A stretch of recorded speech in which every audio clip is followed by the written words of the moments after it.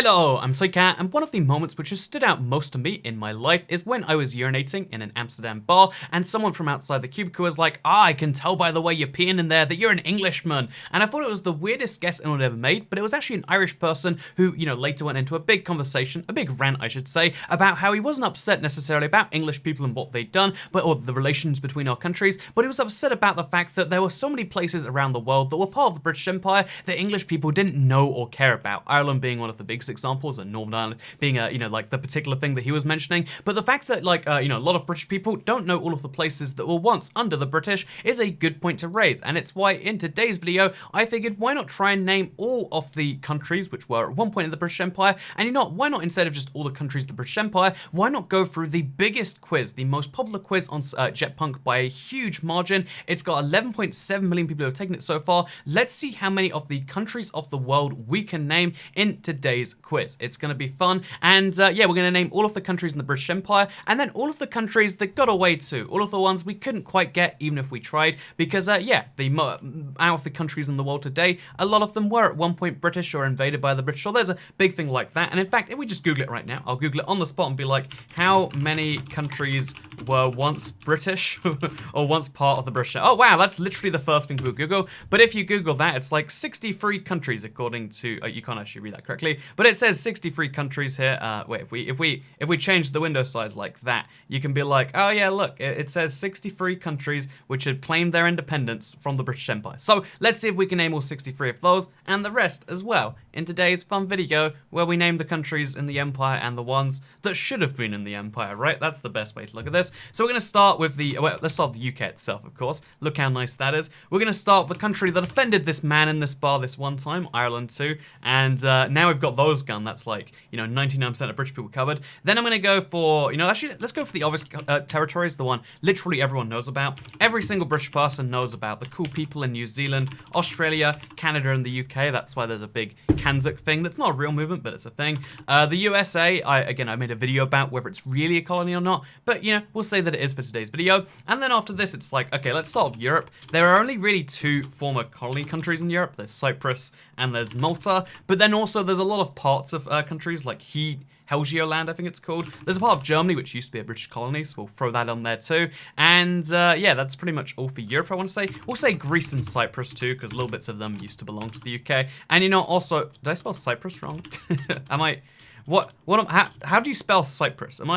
Is Cyprus a country? I've already learned, that's why. Okay, well, Cyprus is a country, now we know. Iceland, because of the World War II thing, but we'll leave Europe and we'll say, okay, let's focus on actual colonies. How many of those can you name? So, Jamaica, I feel like, is the biggest one outside of the, the major colonies. Jamaica, everyone knows Jamaica in some way. Then we've got like the colonies that are less fond of us. So it's like, okay, we're gonna go for like Zimbabwe. They spend a lot of their time, obviously this is the political leaders being like, hey, yeah, wasn't it awful when you're under British? What'd be great is if you had a nice, ethnically African dictator. Wouldn't that be better than the British being in charge? And then we'll throw Kenya in there too. They're probably not happy with what's going on there. We'll throw South Africa as an example of like a weird British colony that, like, again, has an interesting history in that regard. And then we'll also go for like Bangladesh, Myanmar, or maybe Burma. Okay, it's going for Myanmar apparently. India, Pakistan, and then we'll go for Southeast Asia. Again, this is my favorite thing about this map. It's like, there aren't that many countries invaded, then it's like, oh yeah. But you gotta think about all the parts of the world where it's like, oh yeah, then all of Malaysia too, or Malaya as it was called at the time. Malaysia's the union of Malaya and Singapore and a few other places on this island right here, fun fact. I would say Thailand, but really it wasn't a colony, it was kind of just influenced by the things. I want to put Japan on here because they drive on the same side of the road, but we won't. And after this, after the first 22, it does get a bit harder, which is a funny statement. So there's a few Central American countries, or maybe it's just Guyana, actually. In my head, there's more, but I think it might just be Guyana. And then there's the one in Central America. This guy right here, Belize, is also a British colony. So, again, it's one of the Vega ones. But, yeah, there was a British colony in Belize, and it was mostly fine, but their capital got destroyed at one point, and that was one of the biggest reasons they wanted independence. I could be crazy about that one. But, then in the Caribbean, there's got to be more of these that were former British territories, right? But none of them strike me immediately. Like, probably Anguilla, I want to say. I know it's a country, And I know they've got some strong English in there somewhere. How do you... It's Antigua, not Anguilla. Anguilla is something else. But Antigua and Barbuda. Do I have to type that? I don't know how to... Barbuda? I don't know how to literally say the country. There's like 2 islands. They're one country in the Caribbean. I don't know how to say them. Are they already on the list, actually? They're not. You're not. Guess I've lost that country forever. Then heading back to Africa, there's a lot of this that might have been British, and also there's a lot of the Middle East too. We'll go for that. So fun fact, the UAE is made up of a lot of former British like emirs in the Middle East. Bahrain is also one that was separated. Qatar also used to be British, so 3 countries in the Middle East. Oman probably wasn't, I want to say, but Sudan was a British colony or protectorate, and Egypt at one point was like half a British protectorate, so we'll count that, I guess. Because why not? And already you can see, like, yeah, we're starting to cover the world pretty well here already without even having to go for the wackier, zanier examples. And then I'm probably going to guess that this part right here was a British colony. Like, Nigeria, again, they've got some strong... Oh, there's Nigeria as well. There's some strong links between Nigeria and the UK. I want to say, could be crazy about that one, but it seems to me like this used to be one colony that we probably split up, right? So... again, I don't know the history of every single country, which is something I should know as this quiz is teaching me. So Benin and Togo and Cote d'Ivoire can't have been British, I guess. That's probably where the British line ended. So whatever country this one is, it's not Cameroon, is it? No, that's Cameroon. That probably wasn't British, actually.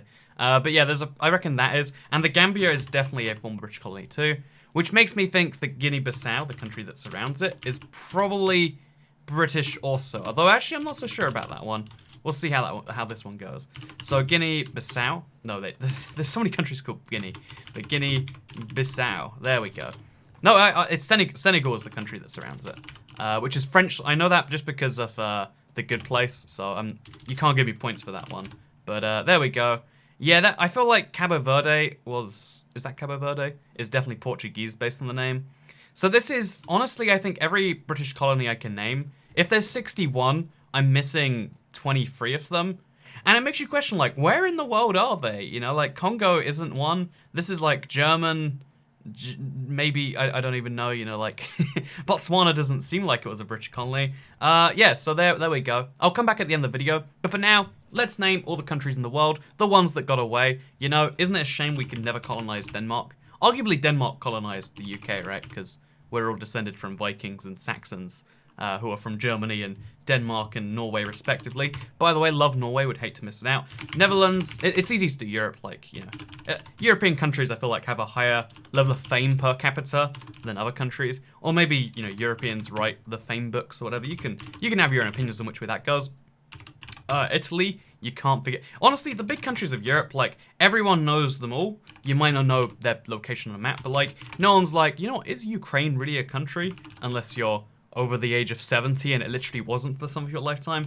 The most satisfying ones to do, let's do them all now. Russia, the world's biggest country. China, the world's second biggest. Mongolia's like in the top 10 somewhere. And like, oh, look at Kazakhstan's also in the top 12, I want to say. So like once we get these countries going, oh yeah, look at this map being nice and colored in. We'll go for Finland, Estonia, Latvia. So it's funny because like any country that has a physical presence on a map, if you're a map person, like you probably are if you follow this channel, I feel like it's easy enough to like equate like, you know, this is Romania. Like, yeah, anything that has a presence on a map that you're seeing every day, it's really easy to say. But then there are some countries that are literally just like an island or 2 islands. Those are the ones that get trickier. So Serbia, Kosovo is controversially its own country. I didn't do it, the map did. Please don't yell at me in the comments. Somehow, every single video that mentions Kosovo, and even passing, gets the controversy applied. Then we've got the 4 countries, which all look so similar, like Austria, Hungary, Czechia, and Slovakia, all have suspiciously similar shapes, and you know, it's just a bit weird to me, you know? It's almost like we did it that way, as like together they look like one normal European country, and at one point they were. There's so many differences between them, but you know, you could have ironed that out over time. Next up, we've got former Yugoslavia to finish off. Croatia, Bosnia, Montenegro. I have no idea how you spell Montenegro. I've never had to. And then Albania. I definitely don't know how to spell Albania, apparently. Albania, Turkey. Oh, I missed out. I missed Portugal for last. That's not a common one, I guess. Portugal. There we go. Look at that. We did Europe. if nothing else, we can say we named all the countries in Europe. Oh, we haven't though. We have Andorra, Vatican, Monaco. There's like there's 5 countries that are too small to see. San Marino and Liechtenstein ruins me every time because the way we pronounce it in English is not the way it is pronounced or spelled. There we go, we got it. Okay. So next up, we're gonna go for Middle America, Mexico. Going there fairly soon. I'll mention that at the end of the video probably. We got Mexico, we got Cuba, we got the Bahamas as a nice big footprint for a country. And then we got Haiti and the Dominican. Fun fact, I was robbed in the Dominican Republic, and now a lot of people are dying there, and I got Dominica. I think also a Caribbean country. Dominican. See, it's funny, like, if you know the Dominican Republic, you just get a free one with Dominica. A lot of people probably don't know Dominica, but they get the free points anyway, which is tragic. There's Honduras, El Salvador. There's a lot of countries in Central America that were going to join forces at one point. All of the ones I'm going to name here. Oh, if it's just below Mexico, it's probably come up in the news a bunch because people from somewhere are going through that. So Guatemala, that's the one. To the south of Guatemala, there's Panama and Colombia quite low down. But where does, what are these two guys? Between Panama and the Central American ones. So I've done El Salvador, right? I'm pretty sure I've done El Salvador. So what are these two countries here? I honestly, my brain is blanking on me here. And we're running out of time, so I have to come back to them. All of South America is easy. It's like Brazil, big boy Brazil. We got small boy Ecuador here. We got Peru. We got Argentina. Love me some Argentinians. Love me some Chileans, just because their names are Chileans. Paraguay and Uruguay, which have suspiciously similar names, by the way. I've looked into it a few times as to why, and I'm always, every time I come away being like, oh, they're not really linked, and then sometimes it's like, oh, actually, they're very linked. I don't know which one it is. That must be Bolivia, and then the last country, so French Guiana was covered by France, so that would be next to, oh, it's Suriname. It's a former Dutch colony. Again, that's funny because if you look at South America, it's like Portugal, Dutch, French, English, and then the rest is Spanish. Like, it's a very single language country. Trinidad and Tobago is up next. Then we got a bunch of islands, Grenada. We've got Antigua. We got Barbados, St. Lucia. That was probably a British colony too, actually. St. Lucia, Antigua, and let's just go for Antigua. Hey, Antigua and Barbuda. What did I call it earlier? Because I was clearly very wrong. So yeah, getting the rest of these is going to be a mess. I'm just not going to try for today. We're going to go for, because we're running out of time, if you look at that time. It's ticking down pretty bad. Cabo Verde. And then we got Mauritius, which is always never where I expect it. Although, no, that's Mauritania, which people do not like how I pronounce. I'm sorry. You know, you can make your own YouTube channel and pronounce it your way if you want. But over here, we pronounce it incorrectly because that's respectful. Libya, which is next to Algeria. It's still such a big country, by the way. Tunisia is up here too. Oh man, we're really running out of time on this one. So we got next to Tunisia, okay, we're just gonna go. Malawi is definitely a thing. Botswana is definitely a country. And Madagascar, you can't not get Madagascar. Madagascar. Then we got Namibia. And then next to Namibia, oh, okay, so there's two countries in South Africa. There's Lesotho and there's Eswatini, which isn't really its name, but it sort of is, so whatever. On the coast near Madagascar, I don't know its name, but we've also got Seychelles, and we've got, I knew a girl from here once. She was amazed I knew a country's name, and I don't know it anymore, apparently. It's a bunch of, Comoros. She was like mind blown. I was in France, so I was shocked she even spoke English, and she was like, hey, yeah. So we got Rwanda, surprisingly effective country. Burundi, a surprisingly small country. Tanzania, I want to say. South Sudan, Ethiopia. Am I going to just run out of time before being able to do more of these? That's kind of sad, right? Like, I want to have time to properly... Okay, we're just going to speed through. If I put all my resources into speeding, then I should be great. which, pro tip, is a bad bit of advice for the real world. So Congo and DRC covers both at the same time. I did Angola already, right? So above Angola is, I don't even know. And then the islands off that are Equatorial Guinea, maybe? Guinea? Guinea. Okay, there's Papua New Guinea. We'll just go for 2 while we're here. Man, some countries are just too long to spell. I can't just off the top of my head really quickly get them, but Côte d'Ivoire. You know, why are you doing this to me? Ivory Coast. We'll just type it that way. And then we got this big country here.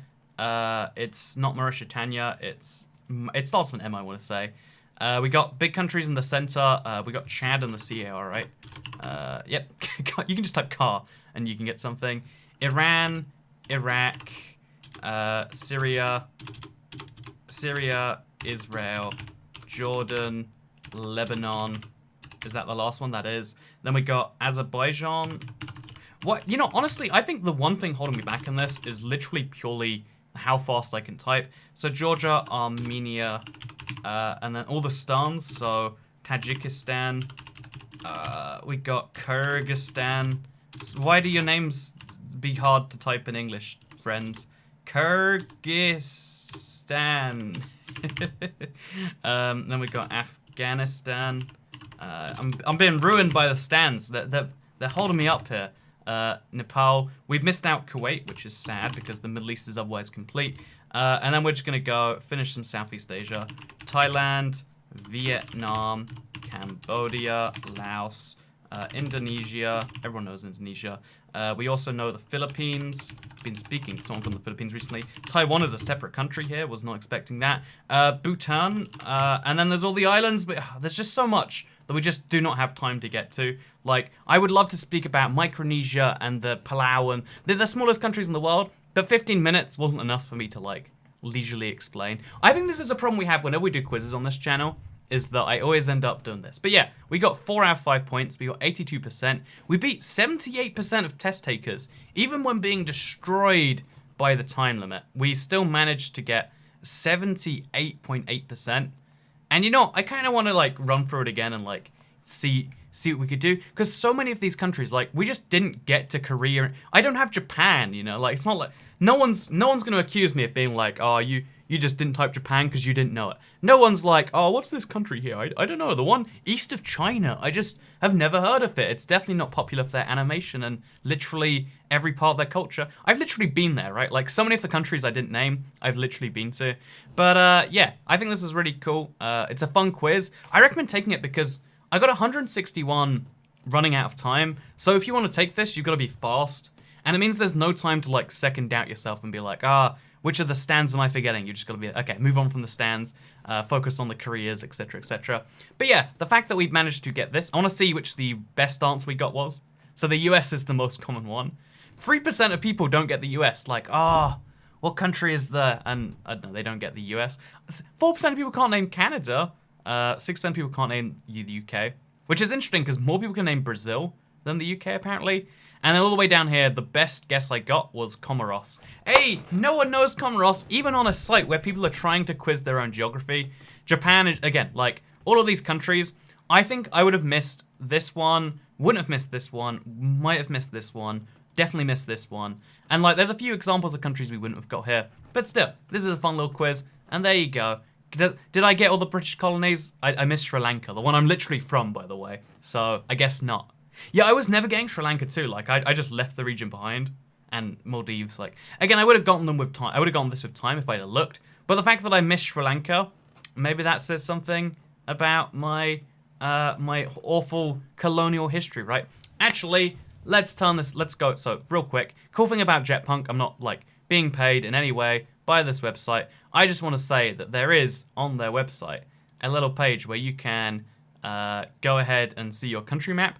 And just like this, you can see all the countries and states you've been to. Oh, you can fill them in, I should say. And yeah, I'm at 43 right now. I went to 2 recently. I went to Taiwan, I went to China. And I'm about to go to Mexico. It's like the biggest country to tick off the list. So yeah, if you want to see my map, you actually can see it. I don't know where. It's like, it's on your user profile. So if you go to jetpunk.com/user/toycat, you can see this as well as my Jetpunk levels. But anyway, today's video is not about my Jetpunk levels. I know some people like this site, some people don't. But I do want to quickly mention at the end here because anti-colonialism is really hyped on the internet right now, and don't get me wrong, I think that's a good thing. No one should be of the opinion, hey, let's go out and let's invade Kyrgyzstan. I would like some more territory for insert country here. And, maybe especially the British, because we were let's say the best at colonialism, something which is bad. So a lot of people are therefore the UK, so bad, lol.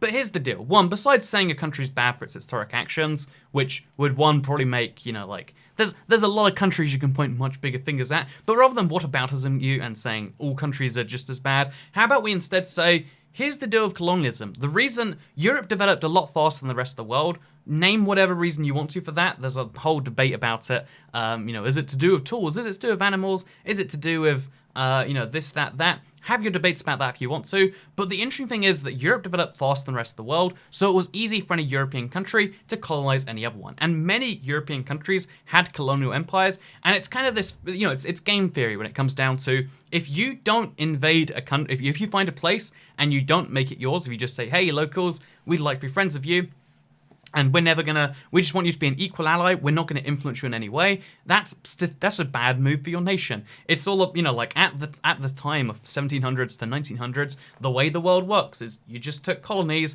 and even, colonies you might be like, oh, so you made them you and you killed the natives, etc. I mean, the natives were usually killed sometimes by local governments. Again, if you're gonna point fingers at killing natives, it's like, which countries were really bad at deporting and moving around natives? I can't name any right now, that's for sure. I can't think of any country where the native people aren't the ones who are in the majority. But you get the point that it's such a thing of it's not a colonialism thing. It's a thing of when countries expand, it's kind of a thing. So I think it's kind of rough to just say oh yeah, if a country did that way back then, they're bad, when that was the standard at the time. We used to be, the man who invented toast was a super homophobe probably. He was probably super sexist and racist and all these sorts of things.